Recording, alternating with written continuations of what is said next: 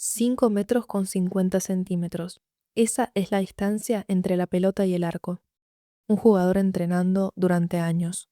Un arquero que ya sabe que tiene menos del 50% de chances de atajarlo. Y aún así, algunos de los mejores jugadores del mundo fallan. ¿Por qué? No es falta de técnica, tampoco es mala suerte. Es lo que le pasa al cerebro humano cuando enfrenta uno de los momentos de mayor presión que existen en el deporte. Hoy, en el Prisma, vamos a desmenuzar la psicología detrás de patear un penal. Y te garantizo que después de este video nunca más vas a ver un penal de la misma manera.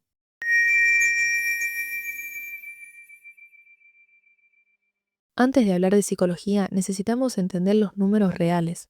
En condiciones normales, sin presión, un jugador profesional convierte casi el 90% de los penales que patea. Es una estadística consistente en todos los estudios sobre el tema. Pero en definiciones por penales en torneos importantes, ese porcentaje baja al 75%. Y en finales de mundiales o Champions League, baja todavía más. ¿Qué cambió? La pelota sigue siendo la misma, la distancia sigue siendo la misma, el jugador es el mismo. Lo único que cambió es el contexto, la presión, lo que está en juego. Eso solo ya nos dice algo fundamental. El penal no es un problema técnico, es un problema psicológico. Cuando un jugador camina hacia el punto del penal, su cerebro activa exactamente el mismo sistema que activaba cuando nuestros ancestros se enfrentaban a un depredador. Se llama respuesta de lucha o huida. El cuerpo libera adrenalina, el corazón se acelera, los músculos se tensan, la visión se estrecha, el pensamiento racional se reduce. Todo eso tiene un propósito evolutivo perfecto para escapar de un león, pero para patear un penal es exactamente lo contrario de lo que necesitas. Porque patear un penal requiere precisión, control muscular fino y sobre todo capacidad de tomar decisiones racionales bajo presión. Y la respuesta de lucha o huida interfiere con todo eso. El problema es que el cerebro no distingue entre un depredador real y un penal en una final del mundial. Para él, el nivel de amenaza percibida es similar. Hay algo que los jugadores profesionales tienen a su favor: la memoria muscular. Después de patear miles de penales en entrenamiento, el movimiento se vuelve automático. No necesitan pensar en cómo patear.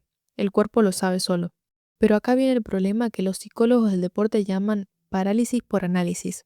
Cuando la presión es muy alta, el cerebro consciente intenta tomar el control de movimientos que deberían ser automáticos. Es como si de repente intentaras pensar conscientemente en cómo caminar. En el momento en que empezás a pensar en cada paso, tropezás. Lo mismo pasa con el penal. El jugador que empieza a pensar conscientemente en cómo mover la pierna, en el ángulo exacto del pie, en la fuerza que tiene que aplicar, está interfiriendo con un proceso que debería ser automático. La presión activa el pensamiento consciente en el peor momento posible. Y acá viene la decisión más importante. ¿A dónde patear? Investigadores de la Universidad de Ámsterdam estudiaron miles de penales profesionales y descubrieron algo interesante sobre cómo los jugadores deciden a dónde patear. Hay tres estrategias principales. La primera es la estrategia fija. El jugador decide antes de acercarse a dónde va a patear y no cambia esa decisión pase lo que pase. No mira al arquero, no importa lo que haga, patea donde decidió. La segunda es la estrategia reactiva. El jugador espera hasta el último momento para ver hacia dónde se mueve el arquero e intenta patear al lado contrario. Y la tercera es la estrategia mixta, una combinación de las dos anteriores según el contexto. ¿Cuál funciona mejor? La estrategia fija tiene una tasa de conversión mayor en jugadores de élite, porque elimina la incertidumbre. El jugador no tiene que tomar decisiones en el momento de mayor presión. Ya decidió, entonces solo ejecuta. La estrategia reactiva parece más inteligente en teoría, pero requiere procesar información visual y tomar una decisión en menos de 200 milisegundos. Y bajo presión extrema, ese proceso es mucho menos confiable. El efecto del arquero. Hay un experimento fascinante realizado por psicólogos del deporte alemanes que estudiaron específicamente el comportamiento del arquero durante los penales. Descubrieron que los arqueros se tiran hacia un costado en más del 90% de los penales, incluso cuando la pelota va al centro del arco, porque quedarse quieto en el centro parece pasivo, parece que no estás haciendo nada. Tirarse genera la sensación de estar actuando, de estar haciendo todo lo posible. Pero estadísticamente, quedarse en el centro y esperar es la estrategia más efectiva. Los penales al centro son los más difíciles de atajar precisamente porque el arquero se fue a un costado. Esto se llama sesgo de acción. La tendencia humana a preferir hacer algo, cualquier cosa, antes de no hacer nada, incluso cuando no hacer nada es la mejor opción. Y es exactamente el mismo sesgo que afecta a los pateadores. Hacer algo diferente, intentar engañar al arquero, cambiar la decisión en último momento, parece mejor que simplemente ejecutar lo que entrenaste. La psicología del jugador que falla. Hay un concepto en psicología del deporte que se llama pensamiento irónico. Lo estudió el psicólogo Daniel Wegner en los años 90 y explica perfectamente por qué los jugadores fallan en los momentos más importantes. Le decía a la gente que no pensara en un oso blanco. El resultado era que no podían dejar de pensar en un oso blanco. Esto pasa porque para monitorear que no estás pensando en algo, tu cerebro tiene que pensar en eso constantemente para verificar que no estás pensando en ello. Es una trampa mental perfecta. Y aplicado al penal, cuando un jugador se dice a sí mismo, no patees al centro o no falles, su cerebro procesa primero penal al centro y el fallar antes de procesar la negación. Bajo presión extrema, el sistema de monitoreo del cerebro se vuelve dominante. El pensamiento que querías evitar se vuelve más probable. El factor del orden en las definiciones. Hay algo que casi nadie sabe sobre las definiciones por penales y que los investigadores descubrieron analizando décadas de datos en torneos internacionales. El equipo que patea primero convierte a una tasa significativamente mayor, no por diferencias técnicas, sino por psicología pura. El equipo que patea primero siempre está en posición de ventaja o empate. El segundo equipo frecuentemente patea sabiendo que si falla, pierde. Esa asimetría en la presión percibida afecta directamente la performance. Hay otro factor, el efecto del público. Los jugadores que patean frente al arco donde está su propio público tienen una tasa de conversión levemente mayor que los que patean frente al público rival. No porque el ruido les afecte técnicamente, sino porque el apoyo percibido reduce la respuesta de estrés del cerebro. Los grandes penales de la historia y qué nos enseñan. Mirá lo que pasó en alguno de los penales más icónicos de la historia de los mundiales. Roberto Baggio en el Mundial de 1994, final contra Brasil, necesitaba convertir para que Italia siguiera con vida. Baggio era uno de los mejores jugadores del mundo. Había convertido todos sus penales en ese mundial y pateó por arriba del arco. ¿Qué pasó?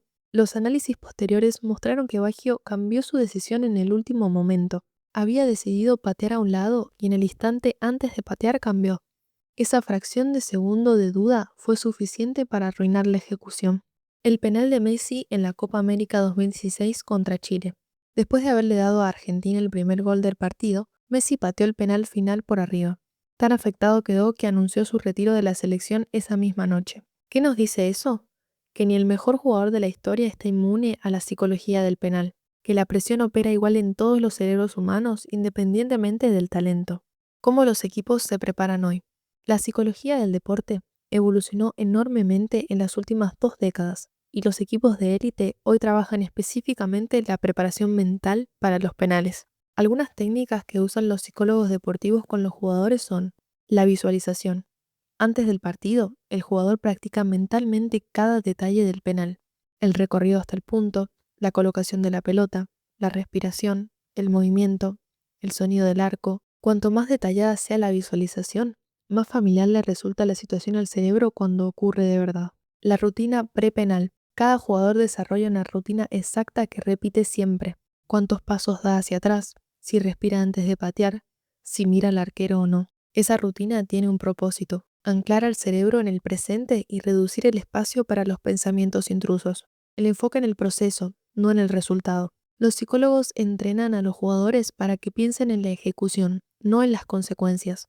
No es tengo que convertir esto, sino voy a patear a este ángulo con esta velocidad. El resultado es una consecuencia del proceso, no algo sobre lo que tenés control directo. ¿Por qué esto va más allá del fútbol? Lo que aprendemos de la psicología del penal se aplica a casi cualquier situación de alta presión en la vida. Un examen importante, una presentación laboral, una conversación difícil, decisiones que tienen consecuencias grandes. En todos esos casos, el cerebro activa los mismos mecanismos: la respuesta de estrés, la parálisis por análisis, el pensamiento irónico, el sesgo de acción. Y las soluciones también son las mismas: decidir antes de estar en la situación, confiar en lo que entrenaste, enfocarse en el proceso, tener una rutina que te ancle en el presente. El penal es un laboratorio perfecto para estudiar cómo funciona el cerebro humano bajo presión, porque todo ocurre en segundos, en público y con consecuencias claras e inmediatas. La próxima vez que tengas que enfrentar algo de alta presión, hace esto. Primero, decidí antes, no en el momento, antes. Igual que el pateador que ya sabe a dónde va a patear antes de acercarse al punto. Igual que el pateador que ya sabe a dónde va a patear antes de acercarse al punto. Tomar decisiones bajo presión extrema es mucho más difícil que tomarlas antes. Segundo, crea una rutina. Algo simple que hagas siempre antes de esa situación. 3 respiraciones profundas, caminar de cierta manera, repetir una frase, lo que sea que te ancle en el presente. Tercero, enfócate en lo que podés controlar, no en el resultado, no en lo que puede salir mal, sino en la ejecución, en el proceso. El resultado va a ser una consecuencia de lo que haces, no algo que puedes controlar directamente. 5 metros con 50 centímetros, la misma distancia con la que arrancamos. Roberto Baggio falló ese penal en el 94 y 30 años después sigue siendo la imagen que define su carrera para mucha gente. Messi falló en 2016 y anunció su retiro esa misma noche, pero también volvió, siguió entrenando, siguió pateando penales, siguió fallando algunos y convirtiendo a otros, hasta que en el Mundial de Qatar de 2022 levantó la copa que toda su carrera había perseguido. Todos fallamos bajo presión, todos tomamos malas decisiones cuando el cerebro está en modo de alerta máximo. La diferencia no está en el no fallar, está en entender por qué fallamos y seguir igual. Si esto te resonó, déjame en los comentarios cuál es el penal más memorable que recordás. ¿Y fue uno convertido o uno fallado? Muchísimas gracias por mirar el Prisma. Nos vemos en el próximo video.